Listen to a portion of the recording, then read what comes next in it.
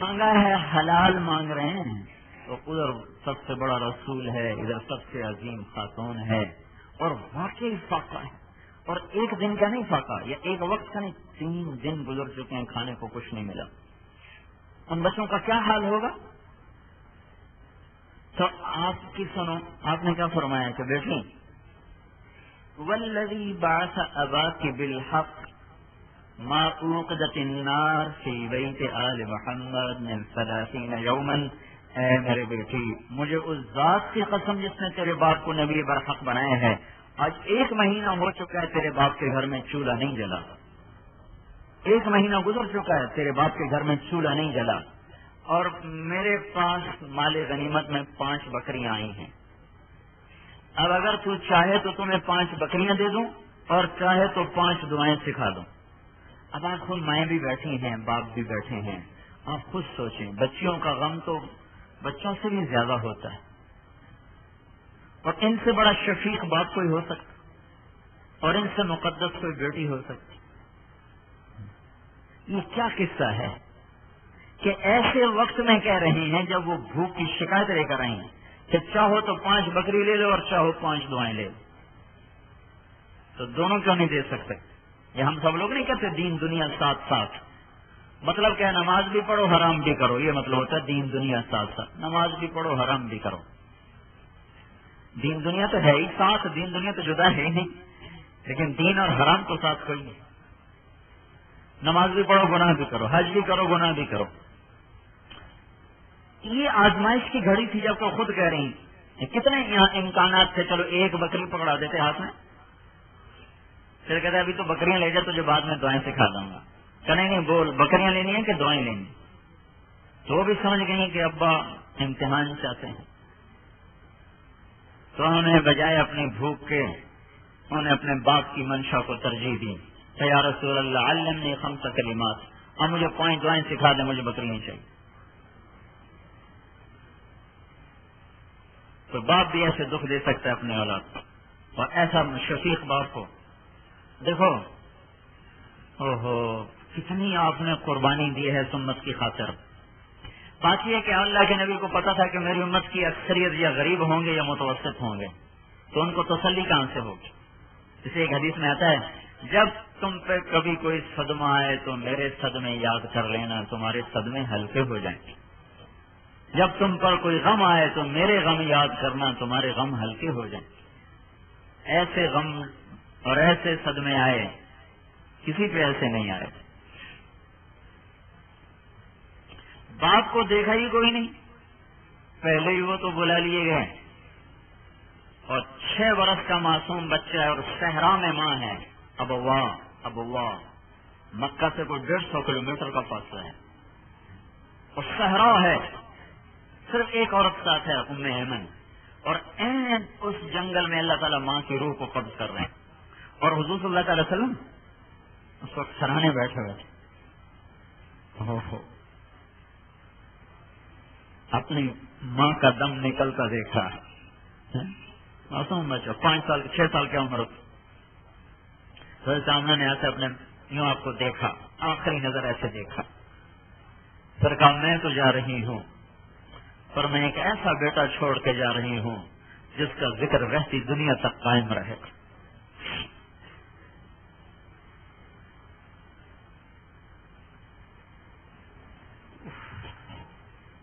6 سال کا بچہ جنگل میں اپنی ماں کو چھوڑ کے مکے تک 100-150 کلومیٹر کا سفر ہے، خادمہ کے ساتھ ہو رہا ہے. کتنا بڑا صدمہ ہے. دادے نے گود میں لیا، 2 سال بعد اسے بھی اٹھا لیا. آپ نے فرمایا مجھے آج تک یاد ہے میں اپنے دادا کے جنازے کے پیچھے روتا ہوا چل رہا. فقر ایسا آیا کہ بکریاں چرانی پڑی.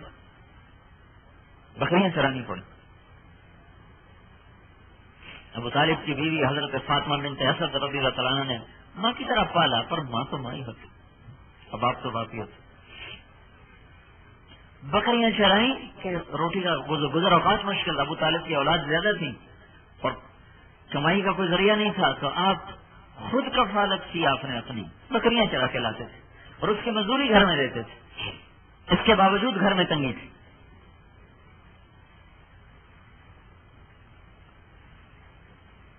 محبوب وطن مکہ چھڑوا دیا گیا. جوان بیٹیوں کو طلاق ہو گئی اور طلاق ابو لہب کے بیٹوں سے نکاح ہو چکا تھا. ابو لہب کے بیٹوں سے نکاح ہو چکا تھا اور نبوت کا اعلان ہو گیا. پھر ابو لہب نے بکواس کی. پھر اس پر قرآن نے جواب دیا تبت یدا ابی لہب بن وتب. اس کے جواب میں ابو لہب نے بیٹوں سے کہا طلاق دے دو دونوں کو. حضور صلی اللہ تعالی وسلم حرم میں بیٹھے ہوئے تھے. یہ بھی نہیں بھی چلو گھر میں پیغام پہنچا دیں. حرم میں بیٹھے تھے. عتبہ نے آ کے ایک گریبان پکڑا یہاں سے اور ایسے جھٹک کے چیر دیا, پھاڑ دیا سارا گریبان.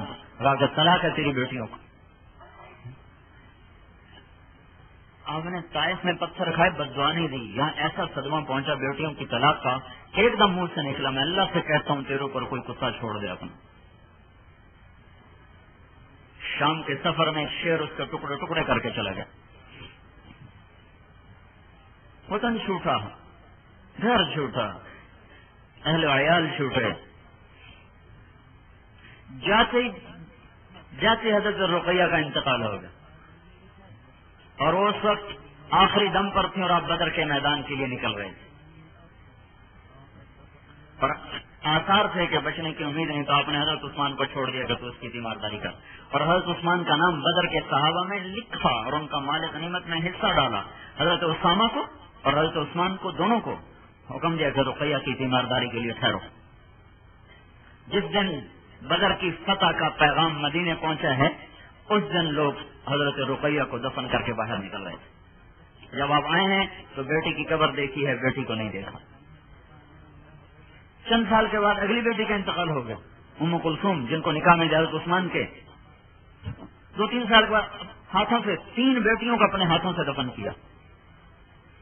فرمایا اگر میری 100 بیٹیاں ہوتی اور وہ عثمان کے نکاح میں مرتی تو 100 کی 100 عثمان کو دیتے. اور بیٹے ابراہیم جس نے آ کے خبر دی نا یا رسول اللہ مبارک ہو آپ کا بیٹا ہوا, تو آپ نے اس کو ایک اونٹنی انعام میں دی. ایسی خوشی منائی آپ نے اس کی. ان کے لیے دایا کا انتظام کیا دودھ پلانے کے لیے. اور جب وہ دودھ پی رہے تھے دور تو ہر ہفتے جاتے تھے جا کے بچے کو ملنے کے لیے, ان کو گود میں لیتے, پیار کرتے. تو اقرا بن حابس آپ اپنے بیٹے کو پیار کر رہے تھے, تو ایک بچی کو تو اقرا بن حابس نے کہا میرے تو 10 ہے, میں نے تو کبھی کسی کو پیار نہیں کیا. تو آپ نے کہا اگر اللہ نے تیرے دل سے رحمت کو نکال دیا تو میں کیا کروں. اور 18 برس کا بچہ بھاگ دوڑ رہا اور کھیل رہا, تو اللہ نے بولا نہیں, گود میں بچے کی جان نکل رہی اور آپ فرما رہے ہیں العین تدمع, آنکھ پہ تو قابو ہے نہیں, والقلب یحزن, اور دل پر بھی غم کی گھٹا ہے. ولولا لحوق الآخرین بالاولین. اور اے ابراہیم اگر یہ یقین نہ ہوتا کہ تیرے پیچھے پیچھے ہم بھی آ رہے ہیں تو ہم ایسا غم تیرے اوپر کرتے, ایسے تیرے اوپر ہم صدمہ کرتے کہ جیسا صدمہ کرنے کا حق ہے.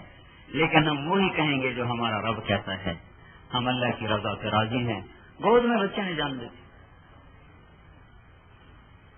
اور جب قبر میں رکھنے لگے تو پھر آپ نے وہی جملہ دہرایا العین تدمع والقلب یحزن وَإِنَّا عَلَىٰ صِرَاطِكَ يَا إِبْرَاهِيمُ لَمَحْزُونُونَ.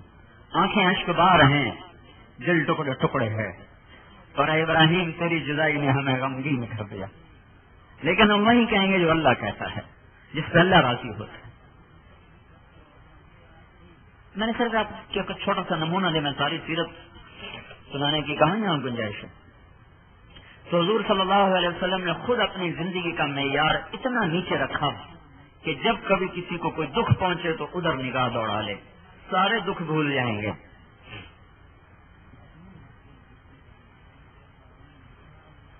جنگ خندق میں صحابہ کی بھوک دیکھی, ان کے لیے تو دعا کی اللہ یہ بھوک ہیں ان کو کھانا کھلا, یہ ننگے ہیں ان کو کپڑے پہنا. اور اپنی اولاد سب سے محبوب بیٹی آ کے کہہ رہی یا رسول اللہ کچھ تو دے دو. کہ نہیں, یا دعا لے لے یا غذا لے لے. کہا مجھے دعا دے دے, مجھے غذا نہیں چاہیے. اور دعا کی اللہم اجعل رزق آل محمد قوتا, اے اللہ آل محمد کی روزی گزاری کی کر دے. کوئی ماں باپ یہ دعا کر سکتا ہے؟ کہ یا اللہ ہمیں بھی کچھ آدھا رزق دے، ہماری اولاد کو بھی دے. اب کہہ رہے ہیں یا اللہ میری اولاد کا رزق تنگ کر دے، گزارے کا کر دے، تاکہ دنیا ان کو مست نہ کر سکے. تو نے کہا اچھا جب تو دعا مانگا کر تو کہا کر یا اول الاولین یا آخر الاخرین یا ذی القوۃ المتین یا راحم المساکین یا ارحم الراحمین. جاؤ 5 بکریوں سے اعلیٰ تحفہ تمہیں دے دیا. خالی ہاتھ لٹکا کے واپس آ گئی. حضرت علی نے پوچھا کچھ لائی نہیں؟ کہنے لگی ذهبت للدنیا وجئت بالآخرہ، دنیا لینے گئی تھی میں تو آخرت لے کے آ گئی. حضرت علی نے فرمایا خیر و ایامی کی ھذا، مبارک ہو تیرا آج کا دن تیری زندگی کا سب سے بہترین دن ہے. آخرت کا احساس بیدار کرنا، توحید کا نقش جمانا، دنیا کا فانی ہونا سمجھانا، آخرت کو دل میں بٹھانا. تیسرا کام اگلی نسل کو کہہ دینا یا بنی اقم الصلاۃ، نماز پہ کھڑا کرنا. یا بنی اقم الصلاۃ، نماز پہ کھڑا کرنا. پورے رحیم ارکان میں اگر یہ ہر ماں باپ یہ ذمہ داری محسوس کرتا تو آج کوئی بے نمازی اولاد نہ ہوتی. لیکن ماں باپ نے اگلی نسل کو یہ دینے کی تردد نہیں کیا تو 95% اولاد نماز چھوڑ دی. اب نہیں اقم الصلاۃ، بیٹا نماز پڑھ. اور کیا کر وأمر بالعرف وأمر بالمعروف ونہی عن المنکر، بھلائی پھیلا برائی کو روک. واصبر علی ما اصابک، اس راہ میں بڑی تکلیفیں ہیں، یہ کانٹوں کی سیج ہے، پھولوں کی راہ نہیں ہے، اس میں تکلیفیں آئیں گی، چھوڑ نہ جانا، ہمت سے چلنا. ان ذلک من عزم الامور، یہ ہمت والوں کی بات ہے، چھوڑ نہ جانا. اب یہ سمجھتے کہ ہم آپ کو تبلیغ کے کام کے لیے کہہ رہے ہیں کہ تبلیغ کا کام کرو، تبلیغ کا کام کرو. ہاں ادھر آتے ہوئے اچانک یہ آیات میرے ذہن میں اللہ نے ڈالی. تو اللہ ماں باپ سے کہہ رہا ہے اپنی اولاد کو تبلیغ سکھاؤ مرنے سے پہلے. نماز، تبلیغ، صبر کا 3 باتیں سکھاؤ ان کو. 5 ہو گئی. اب توحید سکھاؤ، آخرت سکھاؤ، عبادات سکھاؤ. یا بنی اقم الصلاۃ، نماز چلاؤ. نماز ان کے اندر ایسی رچ جائے کہ وہ بے قرار ہوں نماز کے لیے. وامر بالمعروف، بھلائی کی دعوت دو. ونہی عن المنکر، برائی سے روکو. واصبر علی ما اصابک، یہ کام مشکل ہے، اس میں تکلیفیں آئیں گی، اس پہ صبر کرو. اس لیے کہ ہمارا میدان محنت تبلیغ کا صرف رحیم ارکان نہیں، کیونکہ ہم عالمی نبی کی عالمی امت ہے، آخری نبی کی آخری امت ہے، لہٰذا ہماری ذمہ سارا جہان لگا ہوا ہے. کیونکہ امریکہ والوں کے لیے بھی اگر کوئی رسول ہے تو ہمارا ہی ہے، آسٹریلیا والوں کے لیے، افریقہ والوں کے لیے، یورپ والوں کے لیے، ایشیا کے لیے، مردوں کے لیے، عورتوں کے لیے. اب صرف حضرت محمد صلی اللہ علیہ وسلم کی رسالت ہے اور کسی کی کوئی نہیں. ہر کچے پکے گھر میں یہ پیغام پہنچے اللہ نے ہمارے ذمہ لگایا ہے. لہذا خاص طور پر اب دیکھیں لقمان علیہ السلام تو نبی نہیں، ان کی اتنی وصیت کو پورا ان کے نام پہ سورت اتاری، ان کی ساری وصیت کو اللہ تعالیٰ نے نقل فرمایا. اب میں 1.25 گھنٹے میں آپ کو ساری کیسے اس کی تفصیلات بتاؤں، میں صرف اشارے کر سکتا ہوں. وَأْمُرْ بِالْمَعْرُوفِ وَانْهَ عَنِ الْمُنكَرِ وَاصْبِرْ عَلَى مَا أَصَابَكَ إِنَّ ذَلِكَ مِنْ عَزْمِ الْأُمُورِ. یہ تو ماں باپ کے ذمہ سے اولاد کو تبلیغ کے لیے تیار کرنا ہے. ابو جعفر منصور کے خلاف انہوں نے فتویٰ دیا. وہ زبردستی بیعت لیتا تھا اور ساتھ کہتا تھا کہ جو یہ بیعت توڑے اس کی بیوی کو 3 طلاق ان سے کہلواتا تھا. اگر میں بیعت توڑوں تو میری بیوی کو 3 طلاق، یہ کہلواتا تھا. تو سفیان ثوری نے کہا یہ حرام ہے، کوئی طلاق نہیں ہوگی. اسے پتا چلا کہ یہ میرے خلاف فتویٰ دے رہا ہے تو اس نے حکم دیا میں آ رہا ہوں حرم میں حج کے لیے آ رہا تو سولی تیار رکھی جائے اور میں جب آؤں تو میرے سامنے اس کو سولی پہ لٹکا دیا جائے. یہ بیت اللہ میں مطاف کے اندر فضیل بن عیاض کی گود میں سر رکھ کے لیٹے ہوئے تھے. تو سفیان بن عیینہ، ایک اور ان کا نام بھی سفیان ہے، وہ دوڑے ہوئے آیا تھا سفیان جان بچاؤ جان بچاؤ، بھاگو بھاگو. کیا ہوا کیا ہوا؟ کہ ابو جعفر نے تیرے بارے میں یہ آرڈر جاری کر دیا، لہٰذا جتنی جلدی ہو سکتا ہے مکہ چھوڑ کے نکل جاؤ.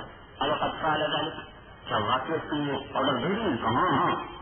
تو وہاں سے اٹھے سیدھے منتظم پہ آئے اور منتظم کو چمٹ کے کہنے کہ یا اللہ اگر تم نے ابو جعفر کو مکے میں داخل ہونے دیا تو دوستی نہیں رہے گی.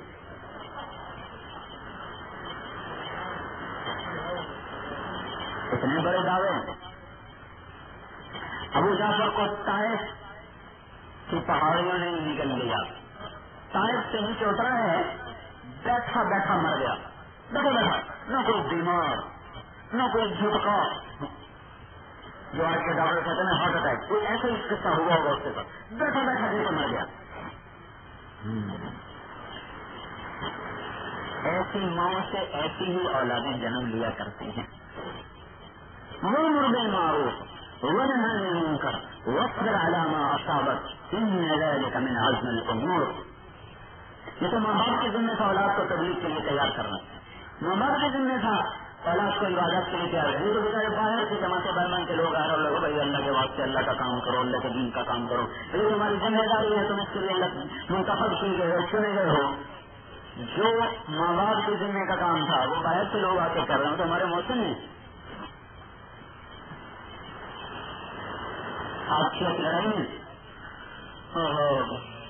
اس سطح میں ہمارا رضی اللہ تعالیٰ عنہ کے بیٹے کو مسلمان کذاب نے پکڑا. حضور نے قاصد بنا کے بھیجا تھا اس کو دعوت دینے کے لیے. اس نے آگے ان کو پکڑ لیا. قاصد کا پکڑنا تو کسی قانون میں بھی روا نہیں چلے گا, ان کو پکڑ لیا اور کہنے کا گواہی دو, میں اللہ کا رسول ہوں. انہوں نے کہا میں نہیں گواہی دیتا, تو انہوں نے ایک ہاتھ کاٹ دیا.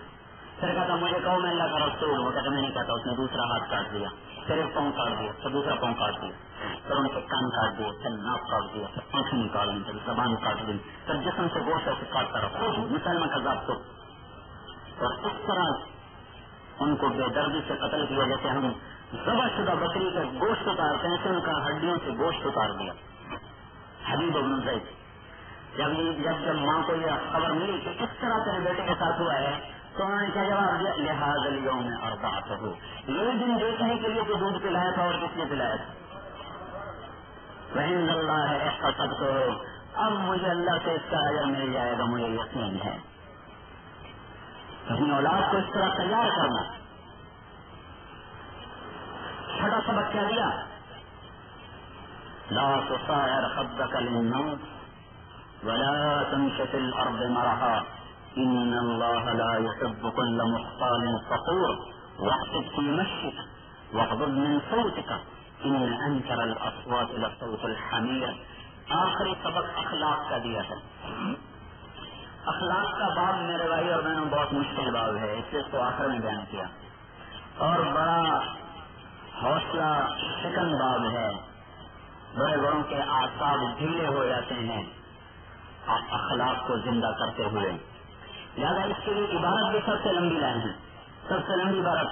نماز اسلام کا سب سے بڑا رکن ہے ایک جملہ اقیم الصلاۃ, ایک جملے میں بیان کیا اقیم الصلاۃ. دعوت کے ذریعے سے دنیا میں اسلام زندہ نہیں ہو سکتا. دو جملے, وَأْمُرْ بِالْمَعْرُوفِ وَانْهَ عَنِ الْمُنكَرِ. لیکن اخلاق کو سب سے آخر میں لائے اور سب سے لمبی عبارت لائے, لا تصاعر خدك للناس ولا تمش في الارض مرحا ان الله لا يحب كل مختال فخور واقصد في مشيك واغضض من صوتك ان انكر الاصوات لصوت الحمير. 6 جملے اس کے لیے بیان فرمائیں, 6 جملے. ان 6 جملوں کا خلاصہ ہے کہ بیٹی اپنے اخلاق اچھے بنا, بیٹا اپنے اخلاق اچھے بنا. کسی سے بدتمیزی سے بات مت کر, تو شروع ہو کر بات مت کر, منہ چڑھا کے بات مت کر, ابو سکم شہید ہو کے بات مت کر. سورہ سے رعونت میں ٹپ کے, تواضع اور عاجزی ٹپ کے. تیری چال میں تکبر نہ ہو, تیری چال میں بھی تواضع اور عاجزی ہو, تیری چال میں میانہ روی, تیرے خرچ میں میانہ روی, تیری زندگی میں میانہ روی ہو, اور تیرے گول میں اٹھان نہ ہو بلکہ نشان ہو, تیری چال میں بلندی نہ ہو بلکہ پستی ہو. حضور صلی اللہ تعالی وسلم کے بارے میں آتا ہے کأنما ينحط من صبب, آپ جب چلتے تھے تو دونوں مونڈے ایسے جھکے ہوتے تھے, مونڈے پھیلا کے نہیں چلتے بلکہ مونڈے تھوڑا سا یوں کر کے چلتے تھے. کبھی آپ نے غور کیا, ایک 10 فٹ اونچی 10 فٹ اونچائی پہ آپ یوں سینہ تان کے اوپر نہیں چڑھ سکتے, یوں سینہ تان لیں اور 10 فٹ کی اونچائی پہ چڑھنا چاہیں آپ کا توازن بگڑ جائے گا, یا یوں کریں گے یا یوں کریں گے. اور آپ اپنا بازو جھکا لیں, سینہ جھکا لیں, پھر ہمالیہ پہاڑ پر بھی آپ چڑھ جائیں گے. 10,000 فٹ اونچائی پہ آپ چڑھ سکتے ہیں اپنے وجود کو جھکانے پر, اور یوں اکڑانے پر 10 فٹ اونچائی میں آپ چڑھ سکتے ہیں. ہمارے معاشرے کو آگ لگ گئی ہے بد اخلاقی کی وجہ سے. ہمیں معاف کرنا نہیں آتا, ہمیں غصہ پینا نہیں آتا, ہمیں اپنی خواہش پہ صبر کرنا نہیں آتا, ہمیں برے کے ساتھ اچھا بننا نہیں آتا, گالی دینے والے کو دعا دینا نہیں آتا, ظلم کرنے والے کو معاف کرنا نہیں آتا, الزام لگانے والے کو معاف کرنا نہیں آتا, بلکہ ہم اینٹ کے لیے پتھر تلاش کرتے ہیں, گالی کے لیے گولی تلاش کرتے ہیں. سارے معاشرے میں آگ لگ گئی, کیونکہ یہ سب سے مشکل بات ہے اور سب سے مشکل عمل ہے. تو اللہ تعالیٰ نے دیکھو بھائی جان دینا آسان ہے, اخلاق بنانا مشکل کام ہے. نماز پڑھنا آسان ہے, اخلاق بنانا بڑا مشکل کام ہے. ایک گنا تبلیغ کے لیے 2 گنا اخلاق چاہیے. وأمر بالعرف خذ العفو وأمر بالعرف وأعرض عن الجاهلين. مطلب یہ مضمون بالکل اور شروع ہو جائے گا, لیکن اس طرح میں اشارہ کر رہا ہوں کہ اللہ تعالیٰ نے اخلاق کا حکم 2 دفعہ دیا, تبلیغ کا حکم 1 دفعہ دیا. خذ العفو درگزر کرو, وأعرض عن الجاهلين نادانوں سے اعراض کرو, وأمر بالعرف درمیان میں 1 دفعہ تبلیغ کا حکم دیا. پہلے بھی اخلاق کا حکم دیا, بعد میں بھی اخلاق کا حکم دیا, درمیان میں 1 دفعہ تبلیغ کا حکم دیا ہے. اخلاق وہ باب ہے جو بالکل بند ہوا پڑا ہے. یہ مشکل بات ہے, اس کو آخر میں لائیں, اور یہ مشکل بات ہے لہذا اس کی اللہ تعالیٰ نے قیمت بڑھا دی, معاوضہ بڑھا دیا, معاوضہ بڑھا دیا. اور حکومت کو نہیں دیکھتے, جب کوئی مشکل کام ہوتا ہے تو اس کی قیمت, اس کا معاوضہ بڑھا دیتے ہیں. بیرون ملک میں جن کو نوکری کے لیے بھیجتی ہے حکومت, تو ان کی تنخواہ ڈالر میں کر دیتی ہے, وہ خوشی خوشی چلے جاتے ہیں. ملک چھوڑا, وطن چھوڑا, عزیز و اقارب چھوڑے, لیکن جب وہ تنخواہ سنتے ہیں یہاں 10,000 ہے وہاں 1 لاکھ ہے تو خوشی سے پرواز کر جاتے ہیں. کہ جب چیز کا معاوضہ بڑھ جائے تو باوجود مشکل کے اس کی آدمی آسانیاں خود ڈھونڈ کر تلاش کرتا ہے. اخلاق کا باب انتہائی مشکل باب ہے. اللہ نے اس کا معاوضہ اونچا کر دیا. کیا کیا کہ وہ سب ساری رات تہجد پڑھے, سارا سال روزے رکھے, سارے سال کے تہجد گزار, اور سارے سال کے روزے دار سے بڑا درجہ ہے اچھے اخلاق والے. ان العبد ليدرك درجة القائم بالليل والصائم بالنهار بحسن اخلاقه. آدمی اپنے حسن اخلاق کی وجہ سے تہجد گزاروں سے, روزے داروں سے, صرف روزے دار نہیں سارے سال کا روزے دار, صرف تہجد گزار نہیں ساری رات کے تہجد گزار سے اللہ نے کہا میں زیادہ دوں گا جو اپنے اخلاق اچھے کر لے گا. 100 نفل پڑھنے آسان ہے اور گالی دینے والے کے سامنے چپ ہونا مشکل ہے. 100 سال روزے رکھنا آسان ہے اور جو آدمی جاتی کر رہا ہے اس کے سامنے چپ رہنا یہ مشکل ہے. 1 لاکھ روپیہ صدقہ کرنا آسان ہے اور جو آپ کا حال نہ پوچھے اسے سلام کرنا مشکل ہے. تو جب ہم اپنی اولاد کو اخلاق نہیں سکھاتے تو پھر شادیوں کے بعد لڑائیاں شروع ہو جائیں. اخلاق کا زیور پہننا چاہیے تاکہ وہ بھی سہنا سیکھتا, وہ بھی سہنا سیکھتی, تو گھر آباد ہو جاتے. ہم کہتے فرنیچر لاؤ, کپڑے لاؤ, پردے لاؤ, زیور لاؤ, سونا لاؤ, جگہ تقسیم کرو. آگے ان کو اخلاق سے سکھایا نہیں, وہ دونوں لڑ پڑتے. اگر دونوں کے ماں باپ پریشان ہو رہے, کہا دیا تو سب کوئی تھا, پھر پتہ نہیں کیوں لڑتے ہیں. اور جو دینے کی چیز کیوں تو دی نہیں, اخلاق تو دی نہیں, زبان تو قابو کرنا تو سکھایا نہیں, جھکنا تو سکھایا نہیں, تواضع تو سکھائی نہیں, مینا روی تو سکھائی نہیں, وقت کی مچھی کا تفصیل تو اس کی چال کے متعلق ہے, لیکن اس کا لغوی معنی اشارہ کر رہا ہے کہ اپنی زندگی میں یہ اعتدال سے چلو. یہ نہیں پیسہ آیا تو پھر اندھا دھند ہو جاؤ, بڑے بڑے محل کھڑے کرنا شروع کر دو اور بڑے بڑے فرنیچر خریدنا شروع کر دو اور بڑی بڑی اخراجات بڑھاتے چلے. نہیں, ہر حال میں مینا روی سے چلو. والقصد فی الفقر والغنا, ایک اور لفظ حدیث کے لفظ سے میرے اس معنی کی تائید ہوتی ہے کہ اللہ تعالیٰ کے نبی نے فرمایا میرے رب نے مجھے کہا ہے تجھے پیسہ دوں پھر بھی اعتدال سے چلنا, تجھے فقر دوں پھر بھی اعتدال سے چلنا.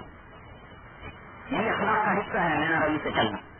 اور سب سے پہلے سب سے وزنی عمل جو ترازو میں آئے گا نا, سب سے وزنی عمل جو انسان کے ترازو میں آئے گا وہ اس کے اچھے اخلاق ہوں گے. اور خاموشی ہوگی, خاموشی. وہ گالیاں دے رہی چپ بیٹھا ہو.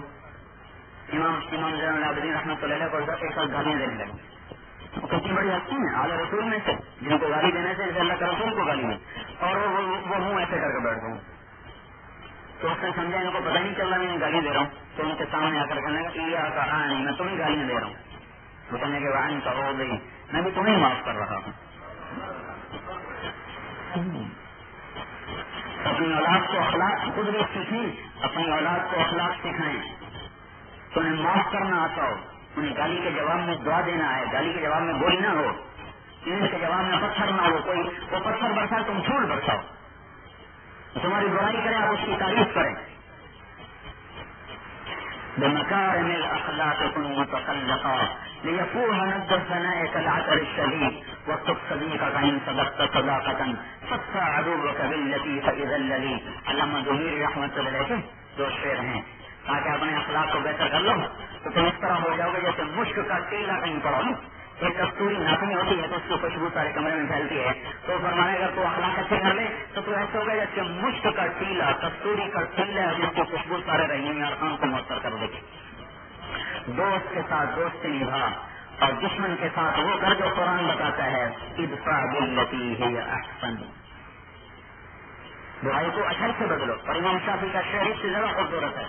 کیا فرماتے ہیں اذا صاحت سفیہ یصب عرضی اکرہ ان اکون له مجیبا. جب کوئی نادان مجھ سے زیادتی کرتا ہے، میری بےزتی کرتا ہے، تو میرا دل نہیں چاہتا کہ میں بھی ایسا ہی نادان بن جاؤں، بلکہ میں جواب دینے سے شرماتا ہوں اور میں خاموشی کو پسند کرتا ہوں.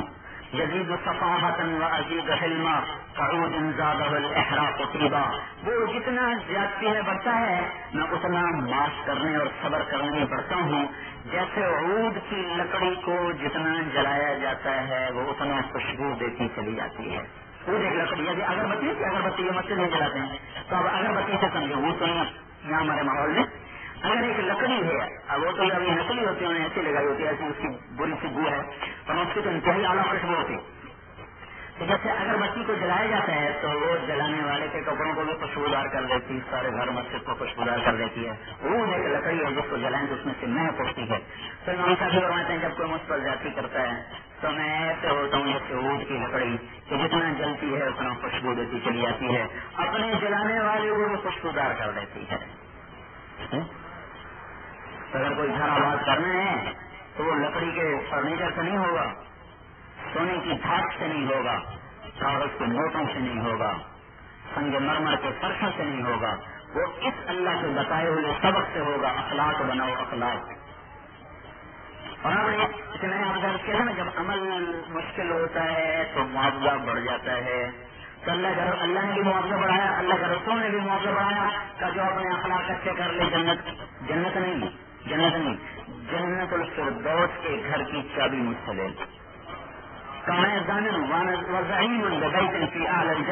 لمن حسن خلقه.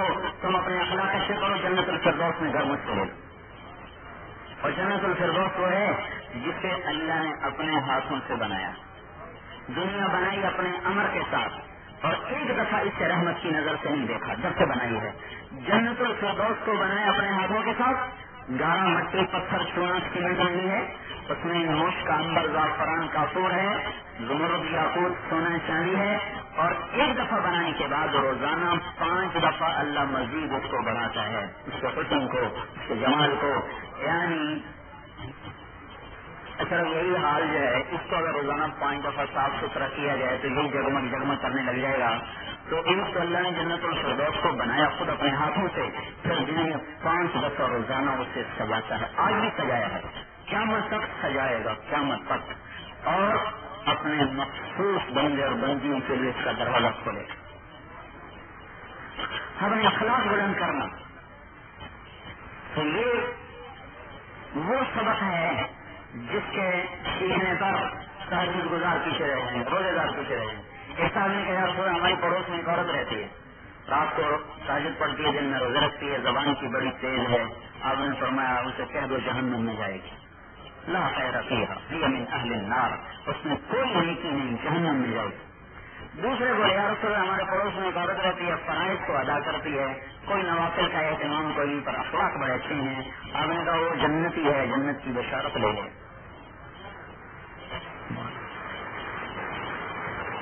زبان کو قابو کرنا، کسی کی غیبت میں چلے، نہ کسی کی چغلی میں چلے اور نہ کسی کی لگائی بجائی میں چلے. یہ زبان ایسا تو اللہ تعالیٰ نے ہم نے ہم اپنے صندوق پہ 1 تالا لگاتے ہیں، 1 تالا، اپنے سارے گھر کو 1 تالا لگاتے ہیں۔ اللہ تعالیٰ نے اس پر 32 تالے لگائے ہیں، 32 تالے، اور یہ ایسا ظالم چور ہے، سارے توڑ کے پھر باہر آ جاتے، سارے تالے توڑ کے باہر آ جاتے۔ یہ 32 تالے ہیں جو یوں لگ جاتے ہیں کہ تجھے باہر نہیں نکلنے دینا، تجھے نہیں خزانہ چوری کرنا، پر یہ ایسی ظالم ہے ٹھپ کر کے باہر آ جاتے اور پھر اپنے کیے کو خود ہی برباد کر کے بیٹھو۔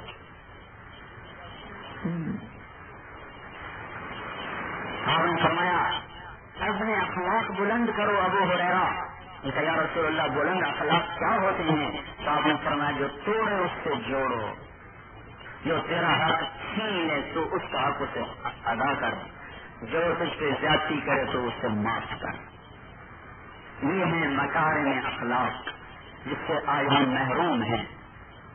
ہمیں معاف کرنا نہیں آتا، ہمیں سہنا نہیں آتا، ہمیں درگزر کرنا نہیں آتا، اور اس اخلاق پر سارا معاشرہ برباد ہو گیا۔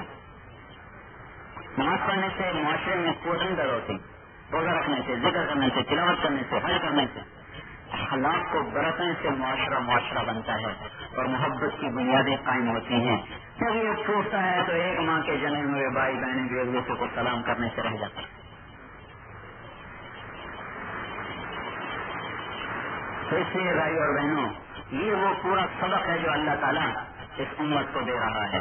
تبلیغ میں یہی باتیں سیکھنے کی محنت ہو رہی، اسی کے لیے اللہ تعالیٰ نے امت کو بھیجا ہے کہ اس کو اپنے مقام پر بھی رہ کے کرو، باہر نکل کے بھی کرو، اپنے مقام پر بھی ان کی مشق کرو، باہر نکل کے بھی کرو، اپنی اولاد کو بھیجیں، اپنے خاندوں کو بھیجیں، خود 3 دن کے لیے نکلیں۔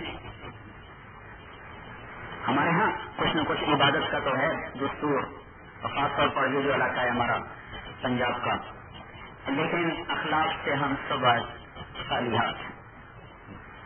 زبان پر قابو پانے کا سلیقہ ختم ہو گیا ہے۔ تو دیکھیے اللہ تعالیٰ نے نا قرآن میں ایک جگہ مردوں کو الگ حکم دے کر تنبیہ کی ہے، عورتوں کو الگ حکم دے کر تنبیہ کی ہے، جو قرآن کے مزاج کے خلاف ہے۔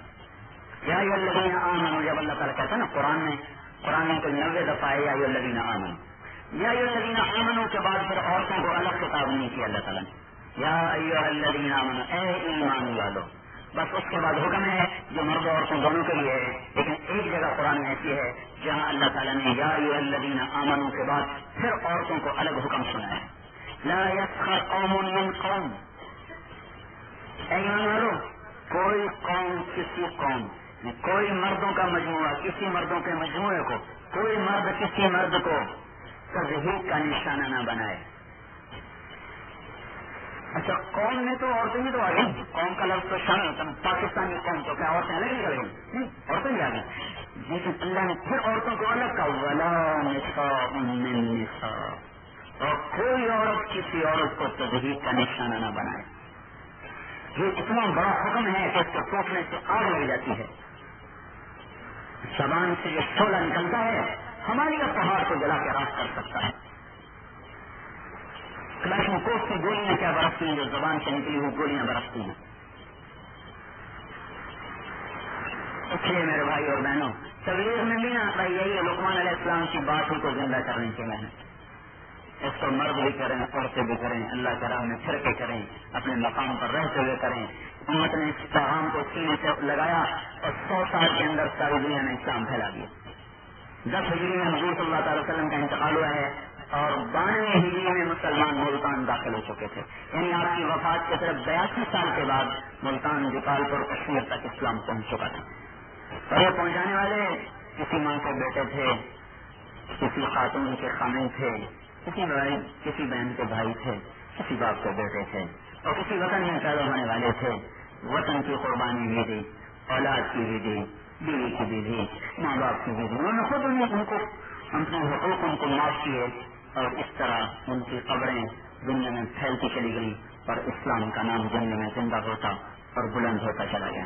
تبلیغ اس کی محنت کو دوبارہ زندہ کرنے کا ایک اعادہ ہے کہ ہم سارے مرد عورت پھر اپنے اللہ کو راضی کرنا اپنی زندگی کا کام بنائیں، اور اس کے لیے اپنے گھروں میں محنت کریں، باہر نکل کے محنت کریں، اپنے گھروں میں اس کا اہتمام ہو، نماز کا، ذکر کا، تلاوت کا، اخلاقیات کا، ہر مرد عورت کو یہ پڑھنا چاہیے. میں نے آپ کے سامنے مختصر کر کے لقمان علیہ السلام کی بات نقل کی ہے, یہی تبلیغ کی بات, اسی لیے ہم لوگوں کو تیار کر رہے ہیں. خود اپنی ذات سے بھی محنت کرنے کی کوشش کر رہے ہیں, آپ سے بھی کہہ رہے ہیں اس کے لیے محنت کرو, کوشش کرو.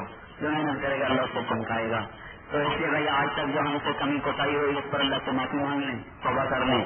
فکان اللہ غفور الرحیم, معاف کرنا اللہ کو بہت پسند ہے, انتہائی پسندیدہ ہے. ادھر ہم توبہ کرتے ہیں, ادھر وہ معافی کا اعلان کر دیتا ہے. تو اس کا ہمارے اوپر احسان ہے. اگر اس نے توبہ کا دروازہ کھلا نہ رکھا ہوتا تو نہ کوئی مرد جنت میں جاتا, نہ کوئی عورت جنت میں جاتی. اللہ نے یہ کرم فرمایا کہ اس نے سب کے لیے توبہ کا در کھلا رکھا ہوا ہے.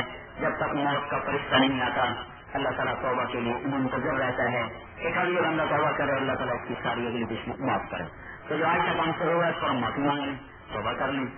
اور اللہ تعالیٰ کا اس سے اگلا کرم یہ ہے کہ اگر یہ توبہ کبھی ٹوٹ جائے تو اللہ تعالیٰ فرماتا ہے ڈرنا نہیں, چھڑا کے کر لینا, میں پھر معاف کر دوں گا. پھر کبھی ٹوٹ جائے تو پھر بھی ڈرنا نہیں, آ کے معافی مانگ لینا, میں پھر معاف کر دوں گا. ماں باپ کو 2 3 4 10 دفعہ معاف کریں گے, پھر گھر سے نکال دیں گے. اگر ہمت نہیں ہے تو پھر خود گھر سے نکل جائیں گے. اس کی ہمت نہیں ہے تو بول چال کو چھوڑ ہی دیں گے, بس ٹھیک ہے ہمیں اپنی شکل مت دکھاؤ. لیکن اللہ وہ کریم ہے, اگر 1 لاکھ دفعہ بھی توبہ کا برتن توڑ دو اور 1 لاکھ اس کے ٹکڑے اٹھا کے اللہ کے دربار میں یا اللہ یہ پھر ٹوٹ گیا ہے, یا اللہ اسے پھر جوڑ دے, تو اللہ تعالیٰ فرماتے ہیں عقل تو لا, تو میں ایسا جوڑوں گا کہ ایک جگہ بھی کہیں جوڑ نظر نہیں آئے گا, ایسا جوڑوں گا. اور اتنی خوشی سے تیری لاکھویں توبہ قبول کروں گا, جس خوشی سے تیری پہلی توبہ کو قبول کیا تھا اتنی ہی خوشی سے تیری کروڑویں لاکھویں توبہ بھی قبول کر لوں گا. یہ میں اس لیے بتا رہا ہوں کہ ہم اللہ پاک کو دنیا کے بادشاہوں کو پیاس نہ کریں کہ اب ہماری توبہ کا ادھر کرتے ہیں, ادھر ٹوٹ جاتی ہے, اس کا کیا فائدہ. بڑا فائدہ ہے, بڑی کریم ذات ہے. اس کے ہاں معافی کا دربار پہلے کھلتا ہے, پکڑ کا دربار بعد میں کھلتا ہے. اور اس کے اوپر اس نے خود لکھوایا ہوا ہے کہ ان رحمت میں سبقت غضبی, میری رحمت میرے غصے سے آگے ہے. اور جب کوئی توبہ کرتا ہے, کوئی عورت میں اس مجلس میں مردوں میں عورتوں میں کوئی توبہ کر لے تو آپ تو ایک دوسرے کو نہیں جانتے, یہ عورتیں ایک دوسرے کو نہیں جانتی, لیکن اللہ تو ہم سب کو جانتا ہے. تو جو ہی میں اور آپ توبہ کریں گے اسی وقت عرشوں پر ایک ایک کے نام بنا اس کے باپ کے نام سے گونج اٹھے گی کہ فلاں کی بیٹی نے توبہ کر لی, فرشتوں گواہ رہو میں نے معاف کر دیا. فلاں کے بیٹے نے توبہ کر لی, فرشتوں گواہ رہو میں نے معاف کر دیا. یہ ایک توبہ کا ارادہ جو آپ دل میں کریں گے, عرش کے اوپر آپ کے نام کی عرش نہیں, 7ویں آسمان سے لے کر پہلے آسمان تک آپ کے نام کی گونج اٹھے گی. تمام فرشتوں کو چاہے سجدے میں ہیں, چاہے رکوع میں, قیام میں, قعود میں, تسبیح میں, تلاوت میں, خدمت میں, ہر فرشتے کے کان بج اٹھیں گے آپ کے نام سے. فلاں کی بیٹی توبہ کر لی, فلاں کے بیٹے توبہ کر لی, بخشش کا اعلان ہو گیا. اور صرف یہ نہیں کہ یہ اعلان ہوتا بلکہ ہر ایک کے لیے ایک بہت بڑی شمع روشن کی جاتی ہے, دن فانوس روشن کیا جاتا ہے. فانوس سب آسمان میں چراغا ہو جاتا ہے. جب یہ کیا ہوا تب وہ فلاں کی بیٹی نے توبہ کر لی, اس کی خوشی میں اللہ نے روشنی کی ہے. فلاں کے بیٹے نے توبہ کر لی, اس کی خوشی میں اللہ تعالیٰ نے خوشی تو مجھے ہونی چاہیے نا, میرے گھر میں روشنی جلنی چاہیے. اللہ کو کیا فرق پڑتا ہے میری توبہ کا یا نہ کرنے کا یا کرنے کا, لیکن اللہ کو اپنے بندوں سے کچھ پیار ایسا ہے تو خوشی اللہ مناتا ہے. دیکھو میرے بندے نے توبہ کر, میری بندی نے توبہ کر, اب یہ میرے عذاب سے بچ گیا, اب یہ میری پکڑ سے بچ گیا. روح سے نکلا ہوا بچہ جیسے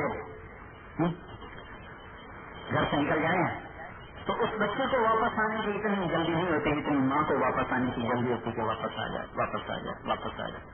ایسے میرے بھائیوں ہمیں اللہ کی طرف لوٹنے کا اتنا شوق نہیں ہوتا جتنا اللہ کو شوق ہوتا ہے کہ میرا بندہ واپس آ جائے, توبہ کر لے. اس لیے اس کا در نہ دن میں بند ہوتا ہے نہ رات میں بند ہوتا ہے, کھلا ہوا ہے. تو ایک تو یہ سارا مجمع میں اور آپ ہم سب اللہ کی بارگاہ میں توبہ کریں. آج تک بہت ناراض کیا, پورا وجود گناہوں سے بھر دیا, تو اللہ نے معاف کر دیا, تو سارے اللہ معاف کر دے. معافی کو نہیں نکلی 4.5 مہینے کی, تو پہلے تو وہ 15 دن لگ چکے ہیں اللہ پہ بھروسہ کر کے 4.5 مہینے کا نام پیش کریں. پھر اپنے مرکز سے رابطہ کر کے یہ جماعت بنائیں.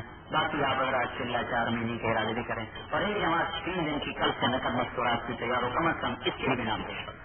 اللهم لك الحمد كما انت اهله وصل على محمد كما انت اهله وصل بنا ما انت اهله انك اهل التقوى واهل المغفرة. ربنا آتنا في الدنيا حسنة وفي الآخرة حسنة وقنا عذاب النار. اللهم وفقنا لما تحب وترضى واجعل آخرتنا خيرا من الأولى. یا اللہ ہم جتنے کبھی بارگاہ میں حاضر ہیں، مرد ہیں، عورت ہیں، اللہ ہم سب کو اپنے فضل سے قبول فرما. یا اللہ ہم نے تیری بارگاہ میں سچے دل سے توبہ کی ہے. اے زمین آسمان کے بادشاہ، ہماری اس توبہ کو قبول فرما. یا اللہ پہلے بھی ہم کئی دفعہ توبہ کر چکے لیکن ہر دفعہ اسے توڑ چکے.